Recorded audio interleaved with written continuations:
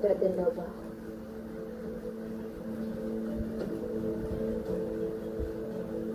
She won't succeed.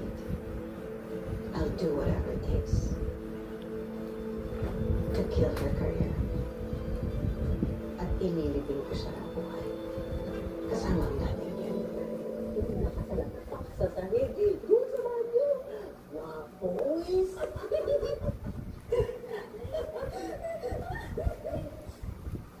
Hindi niyo ko tinulungan, niniwanan niyo pa. Ano? Madami ng atraso niya sa akin. Hindi ko masisipura. Tulungan niyo. Eh. Oh, hi! Andiyan ka lang pala. I was trying to call you. Drain yung battery ng phone ko. Kakarating ko lang tapos traffic.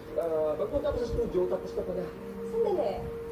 Ba't ganyan ang itsura mo? Bakit pamis na pamis ka? Parang ang tense. Hindi. Balik ako. Tumakbo ako, nagpadali ako para makahabol sa ako. Malas din pala araw nito.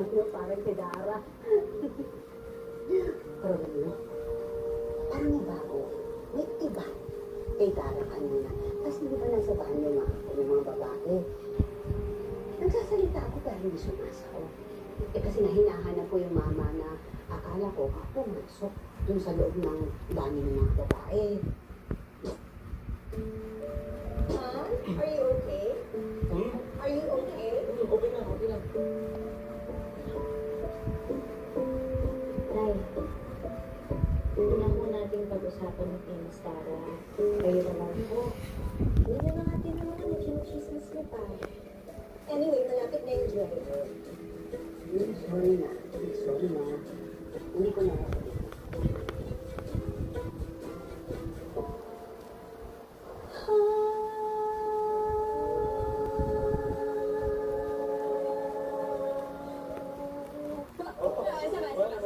Okay, hanapin niyo na lang yung parts na.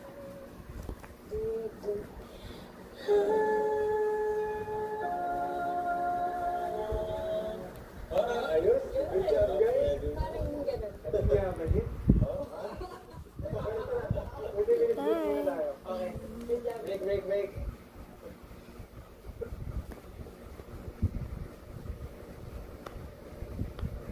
Inspired ka, ah. Hindi ka na mapagod, ah. Mumukha agad yung harmony. Pero pagdating sa pagsusulat ng kanta, stuck pa din ako. Naglalag talaga yung utak ko. Alam mo, hindi ko